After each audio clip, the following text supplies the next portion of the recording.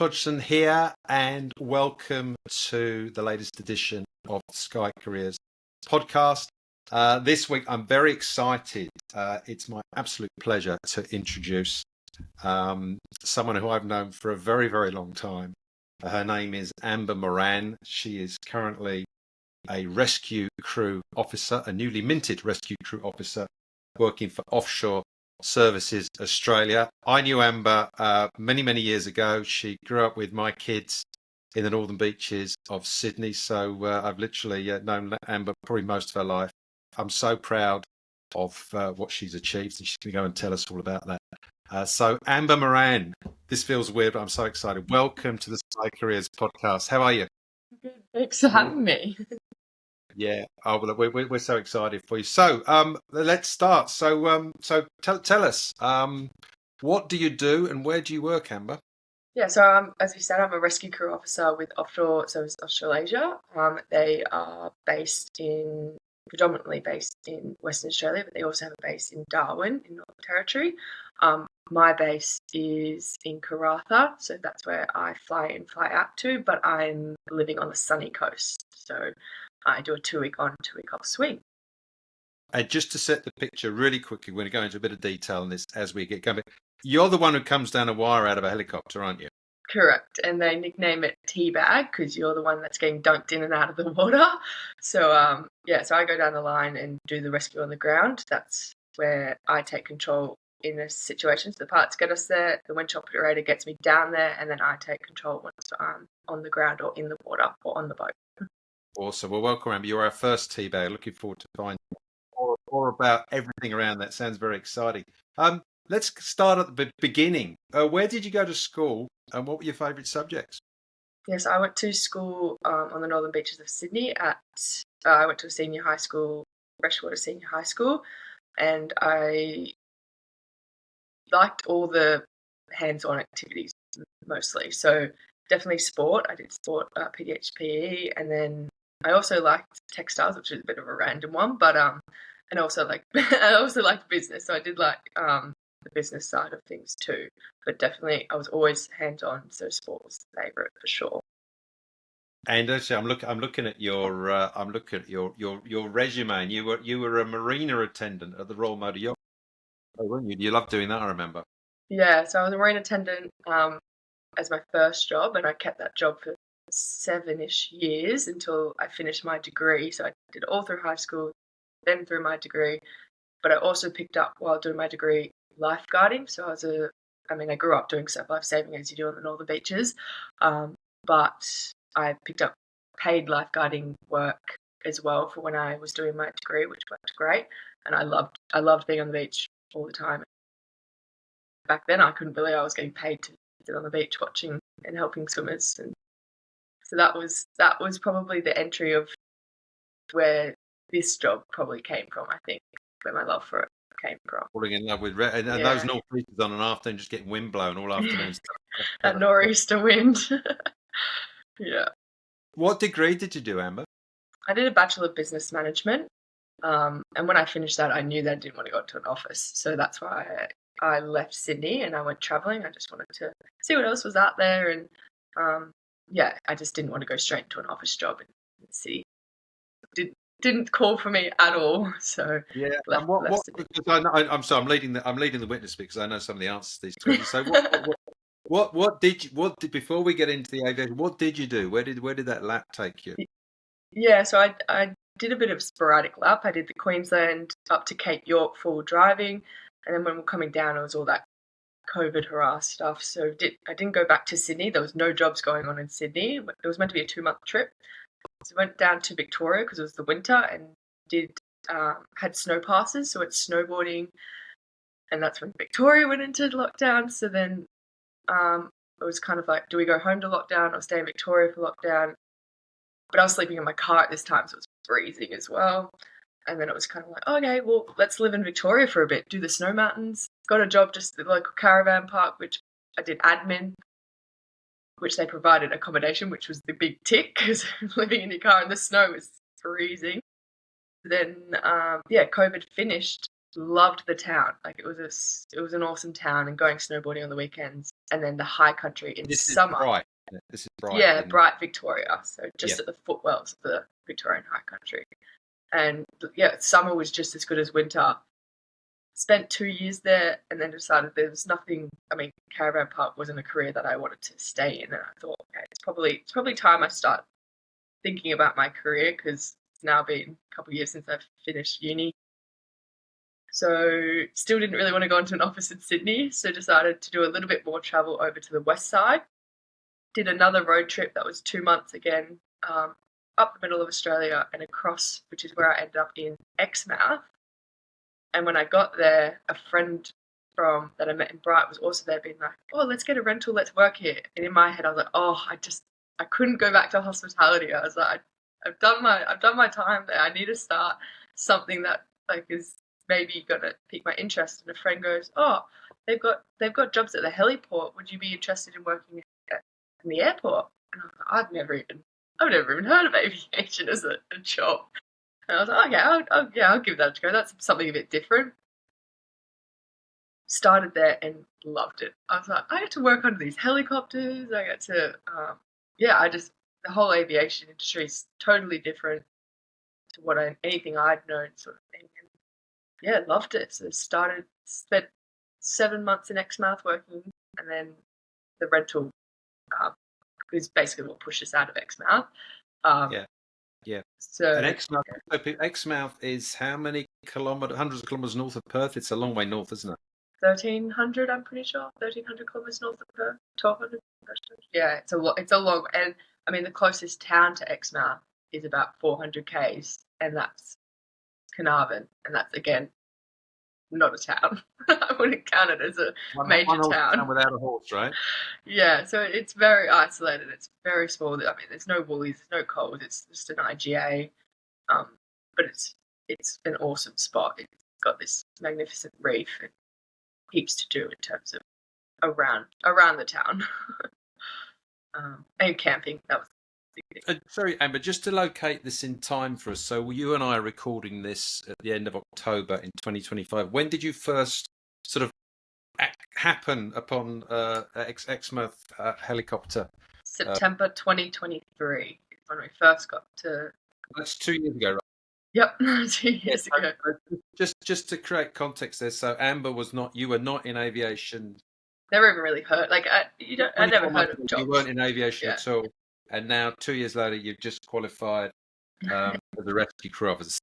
That just anyone listening, to give you a sense of how you get into it, which we'll carry on talking about with Amber, but also how you can move around, which we'll also talk about, and actually achieve stuff pretty quickly.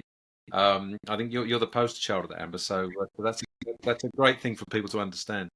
Yeah, I don't know. Living in Sydney, maybe it was more so on the northern beaches, which is quite isolated from, I'd say, city. Yeah, the city in a way. It is. Let's be honest. Going into Sydney, which is it's about 55 minutes on a bus.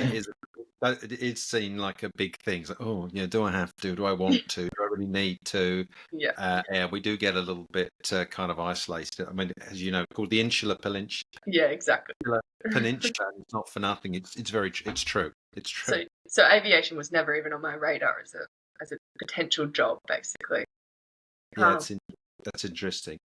But yeah, so take us from literally that when you first stumbled on that job to where you are today. Yeah, so I was at the heliport working. There's 3 different companies that come to that heliport. It was PHI, Offshore Services, which I'm now at, and CHC. And I loved working with all of the different types of helicopters, because they all had different types of helicopters as well. But basically, yeah, as I said, the rental market was atrocious there. So it was getting pushed out of Exmouth, but I knew I wanted to stay in aviation. Basically, I was like, this is actually, I can see a pathway here, and I could use my skills in this industry. So I spent now almost 3 years out of a city. It was kind of time to get moved to a city. So I was looking at Perth, and a job popped up at PHI in their operations centre. And I applied, and I got it, which I I think the help of being at heliport plus my business degree, I think, did help me get that job, because it kind of showed that I can be on a computer too, not just hands on. So I think that did. So then I was going back into office life, and I started that job, and I actually really enjoyed that job as well. It was in the city, it was in the operations centre, so we were managing the bases that they have in Australia, which is Darwin, Exmouth, and Broome, all from the regional operations centre, they call it. And that was very fast paced. When things went wrong, you had to be on your best game, basically. Dealing with clients as well. It was good to see the back end of how all these operations work. So dealing with the clients that actually pay for, obviously, the service. And then we dealt with the Medivac and SAR activation. So we were the ones coordinating them, and that's where I got introduced to the rescue crew officers and the air crew officers and the whole SAR, which is search and rescue, behind the daily charter flights, basically. And I was like, why am I in an office? I want to be out there now. So as soon as I sort of heard about that, I had a 3-month review with my supervisor, and her partner's actually inside. And I said, straight away, I said in that 3-month review, I said, I like this job, but that I know that that's where I want to be. So she knew from the start that I wanted to get into SAR. Yeah, it's not anyone who knows you a little bit. It's not a mystery. It's like, yeah, of course, Amber was born for this. Yeah. Okay, so that happened, and then what was the process after the strong nudge to your in your review to say, hey, I really want to be over there. Yeah, so I made it very known within my company that that's where I wanted to be. So if any jobs did pop up, that I was first one there. Like, I'm ready to go. It was probably another. I didn't really think about other companies at that stage. I was pretty happy with PHI where they got me. I learned a lot about their program and what they offer, and I liked the sounds of it. They have a few people that have gone through that program 4 years ago, still with the companies. In my head, I thought it's great. It's a great program that they offer. People stay. People obviously like it.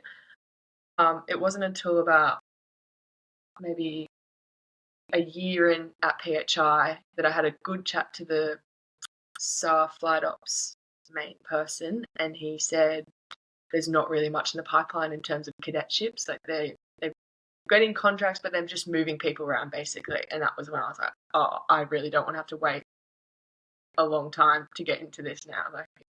And there's obviously no guarantees, or if a job did pop up, that I would get it. So at this company, so that's when I really started pushing looking at pushing for other companies, and I just applied. I went and got my CASA 2 medical to show that obviously I'm clear to fly.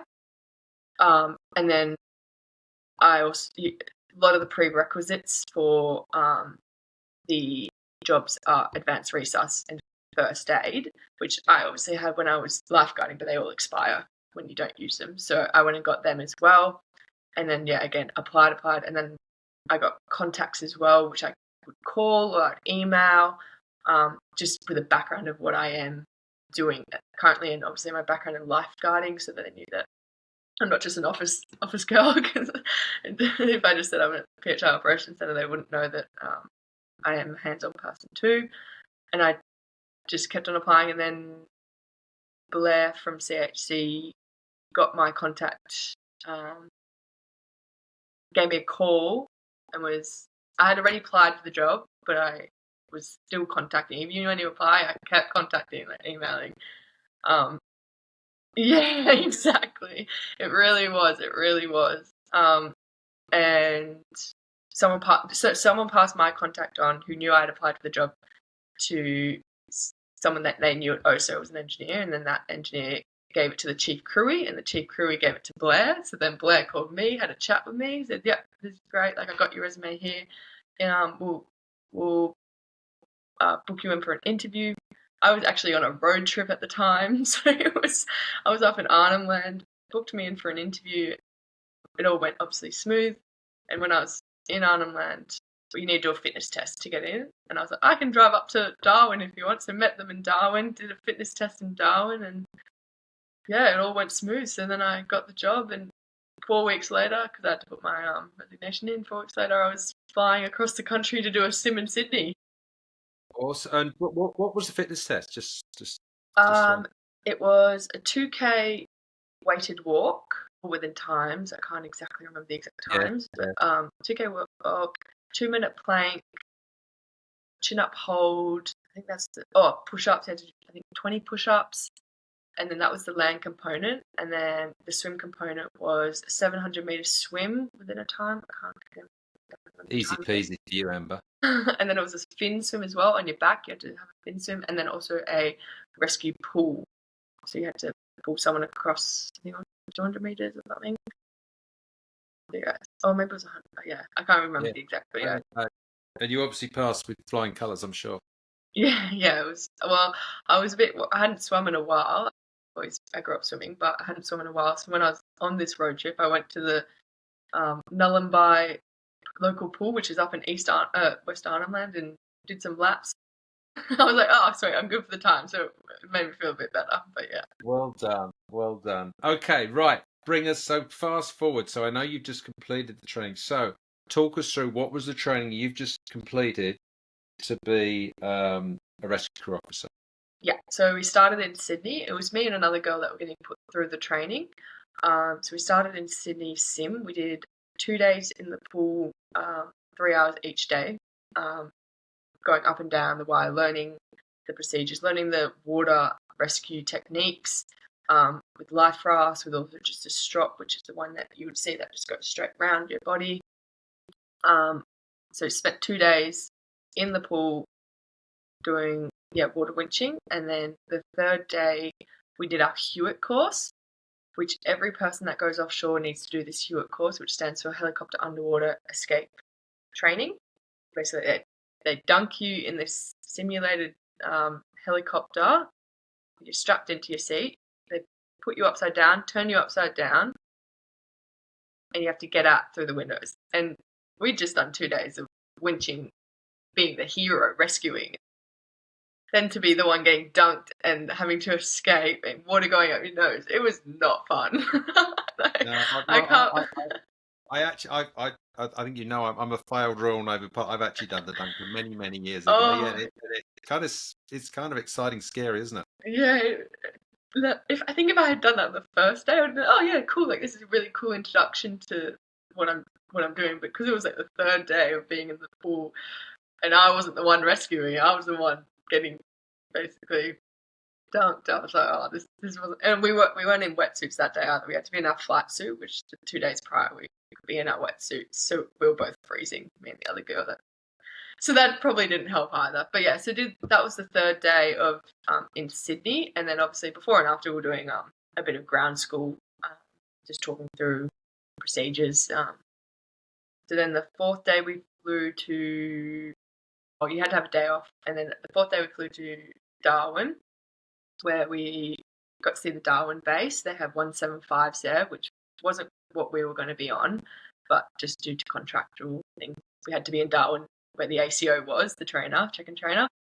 And we got a flight in the 175, which was awesome. So that was our first flight and our first time going down the wire on a live helicopter. That 155 is a helicopter, I assume, a rescue helicopter. Yeah, well, it's the charter one, but they use it as LIMSAR too. Yeah, so it's a H175 Airbus, and so we got to each go on a training flight down the wire as the patient. So we weren't actually the ones rescuing, but it was awesome to see the other crew working and what they do and how they do it, and then just doing lots of ground school in Darwin with those flights. And then we went to, so we had a week off, so just week on, week off, and then we flew to Barrow Islands. This is where we did all our training for the AW139s, which is the aircraft that we are rated to. And that was a crazy week. It was just every single day we were doing ground school, a flight. Yeah, ground school for whatever the rescue technique we were going to do on the flight. We'd do the flight, then we'd come back, debrief, go over what we just learned. Then the next day would be another rescue type of technique. So there's a few different ways we rescue someone. We'd do a stretcher winch, a highline winch, a tag line off a boat, the water winching. So every single day was just a different sort of technique, as well as all the background of learning it as well. It was both book and flight, which it was good to put the theory into the practical. And then by the end of that week, we did an OPC. That was so we only did the OPC provided it was all like going smoothly. Did the OPC, which is your operator's proficiency check. We did that over the Montebello Islands, which, if anyone knows Western Australia, they are beautiful. They are stunning, and to be able to fly over them with seeing all these turtles on the beach, because it's turtle mating season, so there's turtles everywhere. To be able to do our OPC over there was really cool. So we're letting off flares, and it was more of a scenario base, so we didn't really know what to expect. They did it as a scenario. What would you do in that scenario? How would you rescue them? Who's the priority patients? And did all that, and then we both passed that. So then we had a week off, and then came on shift. So now we're just like slowing it all down, getting used to our equipment, learning the bases that we're at, because I'm at Karratha, so it's a different base again. It's all a little bit slightly different, and also your ACOs, which is your aircrew officer. Learning what they like or how they do it, because you'd ask 3 ACOs the same question and they'd all have a different answer. So everyone does it slightly different, but as long as you're doing it the correct, safe way, it's fine. What a whirlwind. So, and as you and I are speaking now, I'm sorry, by the way, I should say, look around for anyone listening to this, look around the podcast somewhere. Amber's got some awesome images which she shared with us, and you'll be able to see what she's talking about, and get a better visual understanding. But just bring us up to speed, Amber. So where you and I are talking right now, so you are effectively on call, is that right? Yeah, so now I'm on swing and on shifts. I am on call basically daylight hours, so 6 till 6 approximately, and we could be activated anytime during that time. For Offshore Services Australasia, their main business is the charter flights, so taking passengers offshore. So when they're flying, we have to be obviously ready that if a helicopter ditches, that's our first priority, to go get those passengers that have ditched in that helicopter. But their side sort of business for them is AMSA call-outs. We could be tasked by AMSA, which is Australian Marine Safety Authority. I thought I wouldn't remember that one for a second. You've obviously been in the book. I'm very impressed. Well done. And they could task us for EPIRBs that have gone off, or life rafts, or boats that are in life rafts, just any sort of vessel in distress. So we could be or people that are ill on cruise ships, or the oil ships, the big container ships. So anything sort of like that, we could be tasked to as well. So we're trained in AMSA, so we got different equipment as well for AMSA call-outs. They give us equipment that they want specifically used for their taskings and stuff. And so, how often do you go out? I know you're very early in this, but how often do you go out? So obviously, and hopefully, you don't get called out, for an emergency. So how often, or a helicopter emergency? How often would you sort of go out training during the day when you're on call? So it depends on. They mainly do training around recency requirements. So this weekend had a lot of pilots that needed recency requirements. So on Saturday we did 5 flights, and it was about 6 hours of flying. So I was pretty buggered by the end of the day, going up and down, because the pilots would swap out, but obviously there's only us on shift, so it was the same person going up and down, which was me, which was fun. It was great. And then yesterday as well, we did some more flying, which for another couple of pilots that need some recencies. And yesterday was a really cool day. It was a blast off on the coast, and flying over the rocky coast of Karratha. It was crystal clear water. You could see manta rays and things. It was really awesome. But yeah, it's mainly based around recency requirements, which every pilot needs to keep it up every 90 days. So, I mean, every 3 swings they need to do a flight at least for the LIMSA side of it.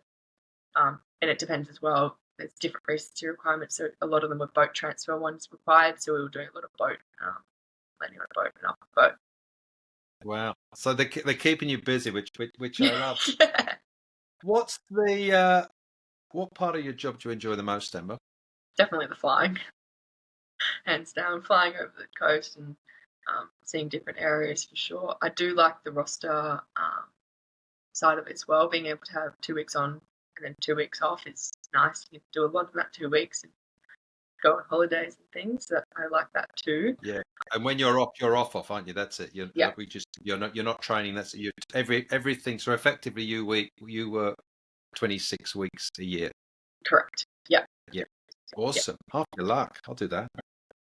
Yeah. So that's awesome as well. I do love that part of it as well because I like travel. That's how I got into Yeah. the job. So it's Yeah, a that's given. brilliant. And what's the least favorite part of your job? Probably the waiting around. Like you're not always tasked, so you got to keep yourself busy. You got to you don't need to be stimulated, otherwise you will just go stir crazy. And I think it can be a little bit isolating in this job. Like I mean, the industry is changing, but currently my age and demographic, there's not the base isn't full of girls my age. It's middle-aged men working as engineers or pilots. So it is a little bit hard in that sense. Just remind us, how old are you, Amber? I'm 25. So Amber's 25 and is dropping out of helicopters. And we talk about it often on the Sky Careers podcast. About and obviously our genesis is all about helping people, especially helping women find pathways into aviation. So you're still a bit of a groundbreaker, aren't you? There's not a lot of you yet. No, there's not a lot yet, but it is changing for sure. But just at the moment, it's still a bit more of a niche for me. But also the industry is open to it, right? There's not. Yeah. So I know from talking to the CHCs of this world that they're actively looking to. Looking to, and I mean, the other girl that I did the training with, on both sides of what I'm trying to say. The other girl that I did the training with, we were the exact we were the same person. We got on like a house on fire, but it's just a shame because obviously there's not two RCOs on at the same time, so we'll never work together. Unfortunately, she'll always be at a different base. Yeah, so that's a little bit unfortunate in that sense. Yeah, and what do you do when you're not at work, Amber? I travel. I go camping. Literally this swing before I started, I just asked if I could fly up a few days earlier. So I flew up 4 days earlier and went to Exmouth because my car's still over west. So I went camping with a friend in Exmouth at Warris Station and then saw my old friends as well when I lived in Exmouth. So that was really nice. Yeah, on my time off, I like to go travelling and camping or boating, whatever I can get outdoors, basically. Where would you call home? Where do you live now?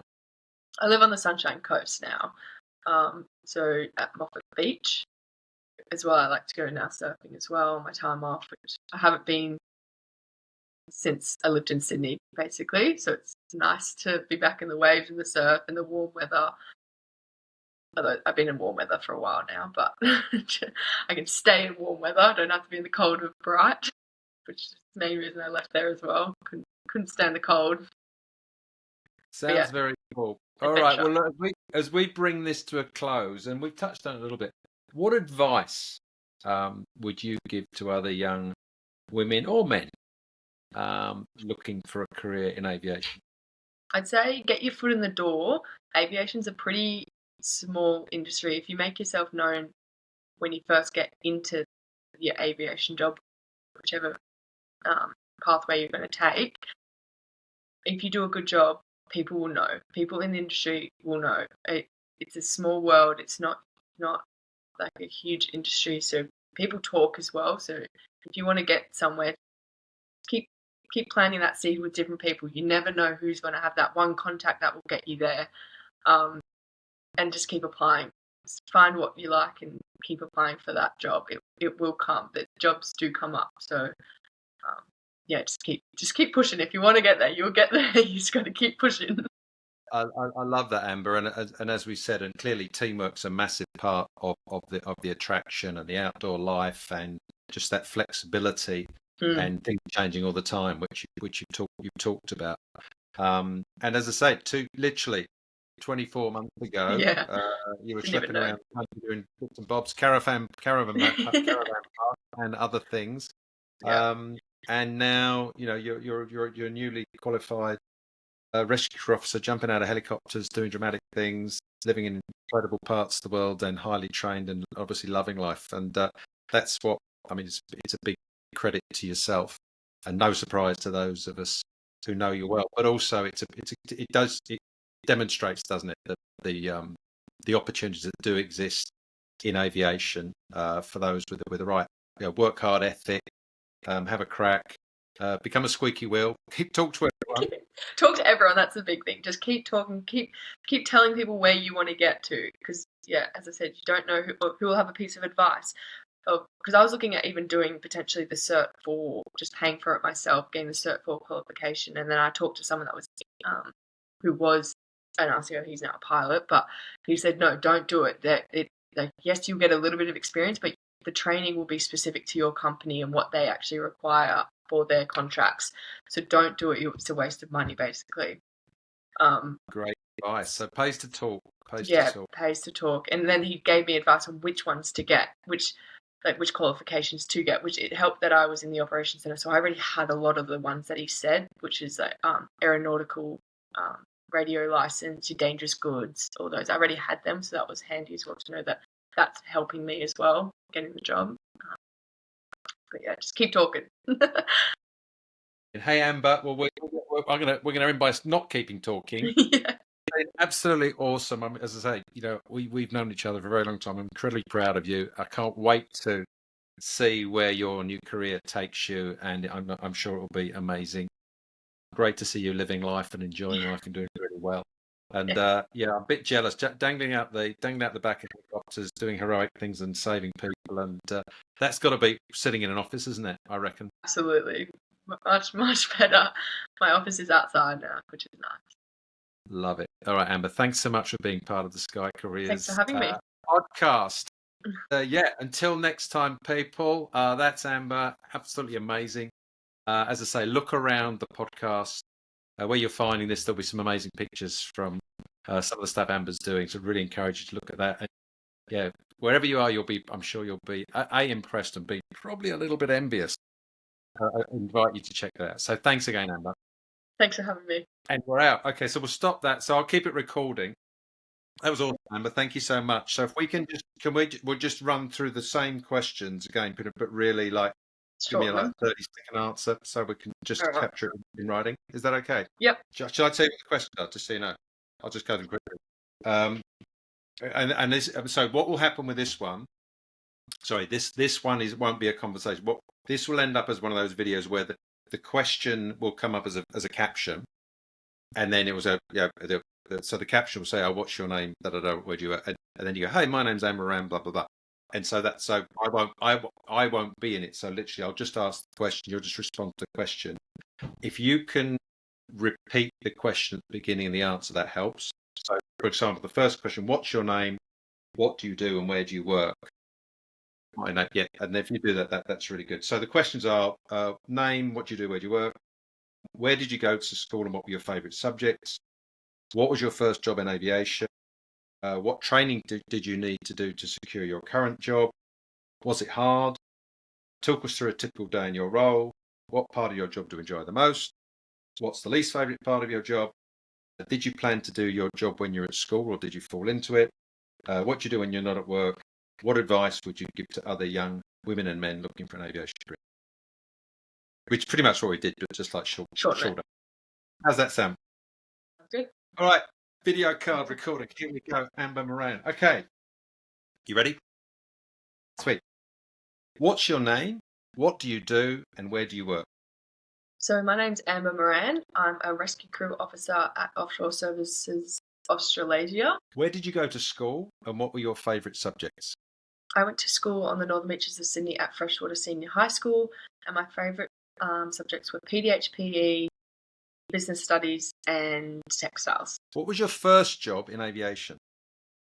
My first job was at in Exmouth at Learmonth Heliport as a heliport operations officer, and I worked on the ramp and check-in for the offshore passengers. What training did you need to do to secure your current job? The prerequisites that you needed were a CASA to medical, first aid certificate, and advanced resuscitation. But they did have a lot of desirables as well. So a couple of the desirables that they wanted were, well, not wanted, but yeah, we're looking for. Let's try again. Let's start again. So so what training do you need to do to your current job? Just be, I guess, broader. So we did a 4-week intensive covering all the various lifts and things. Okay, so you're with me, yeah. Okay. Yeah, so like basically what you've done for the last 6 weeks. Oh, okay, gotcha. Yeah. Yeah, no, not so much the different element. Okay, we'll ask the question. Okay, what training did you need to do to secure your current job? So I did a couple of days at sim training in Sydney, which is simulating the winching into the water up and down, as well as into life rafts. Then we did training, ground school, did a lot of ground school training, and then did about 5 different helicopter flights, depending on what sort of rescue techniques. So there was stretcher winching, high line winching off a boat, over water winching, on land winching, and then we did an OPC, which is operational proficiency check, which is a scenario based training to see how you put your what's the word for skills to the test, I guess, but more scenario based. Perfect. Was it hard, the training? It was intense and a lot of information all at once. You needed to be on the ball, taking it in, and then putting it straight into practice. And obviously, it is a safety critical role, so you need to be making sure you are following procedures and making sure everything is going safe. So in that terms, you're consistently switched on, which is not hard but draining. So talk us through a typical day in your role.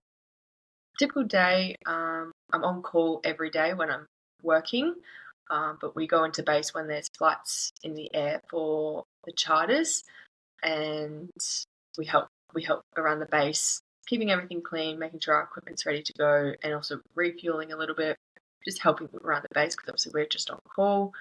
But flying day, when we need training, we go into base, have a rundown of what the training flight will be, and then we talk through with the pilots. They go through emergency procedures, go out for a flight, do whatever the training that was required. So sometimes say boat transfer, we'll go to a boat transfer, come back, do a debrief, help clean up the aircraft. You want to be keeping those aircraft nice and clean and looking good as well. It's not just about the rescue. You want to be making sure your equipment stays nice and new, and then pack up, and then training every day, pretty much. That's a big one. We train every day in terms of keeping fit, not necessarily in the aircraft, but you do need to keep fit as well. So training every day, whether it's the pool, going for a run, going for a walk, going to the gym, every day. What part of the job do you enjoy the most? The flying.